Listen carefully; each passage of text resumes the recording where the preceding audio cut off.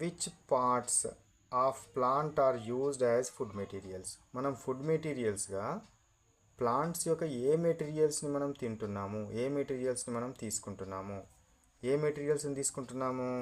Stems, roots, leaves, fruits, flowers are used as what?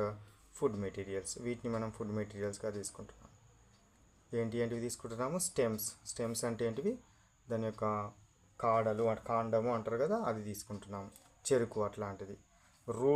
Roots అంటే ఏంటివి? వేర్ల లాంటివి, అల్లము, వెల్లుల్లి, ఉల్లిగడ్డలు అట్లాంటివి. లీవ్స్ అంటే ఏంటివి? ఆకులను మనం చాలా పాలకూర, చుక్కకూర అట్లాంటివి యూజ్ చేస్తాం కదా, అవి. ఫ్రూట్స్ పండ్లు అయితే మనం రెగ్యులర్గా తినే పండ్లే, బనానా కానీ యాపిల్స్ కానీ అట్లాంటివన్నీ కూడా తీసుకుంటాం. ఫ్లవర్స్ ఏంటి? క్యాలీఫ్లవర్, నెక్స్ట్ బ్రోకలీ, ఇవన్నీ కూడా ఏంటివి? ఫ్లవర్స్ని మనం యూజ్ చేస్తాం. కాబట్టి ఇవన్నీ కూడా మనం గుర్తుపెట్టుకోవాలి. స్టెమ్స్ని తింటాము, రూట్స్ని తింటాము, లీవ్స్, ఫ్రూట్స్, ఫ్లవర్స్, వీటి ఫుడ్ మెటీరియల్స్గా మనం యూజ్ చేస్తున్నాం. Next 14th question. Taste of food is depends upon which materials? దేని మీద డిపెండ్ అవుతుంది? మనం కూరలు చేస్తాం కదా, దాని యొక్క టేస్ట్ అనేది దేని మీద డిపెండ్ అవుతుందంటే అందులో వేసే ఐటమ్స్ మీద డిపెండ్ అవుతుంది. అందులో వేసే ఐటమ్స్ని ఏమంటారు? ఇంగ్రీడియంట్స్ అంటారు. ఏమంటారు? ఇంగ్రీడియంట్స్.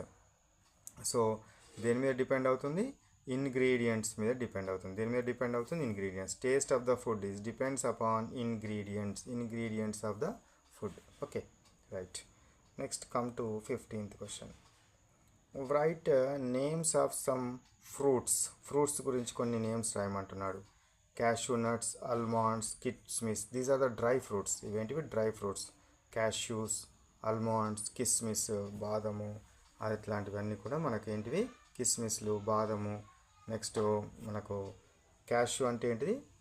దాన్ని ఏమంటారు? ఏమంటాం కదా దాన్ని, ఓకే గుర్తు రావట్లే. సో క్యాష్యూస్, ఆల్మండ్స్ అండ్ కిస్మిస్. సో ఇవి మనకు ఎందుకు యూజ్ చేస్తాము? డ్రై ఫ్రూట్స్గా యూజ్ చేస్తారు. నెక్స్ట్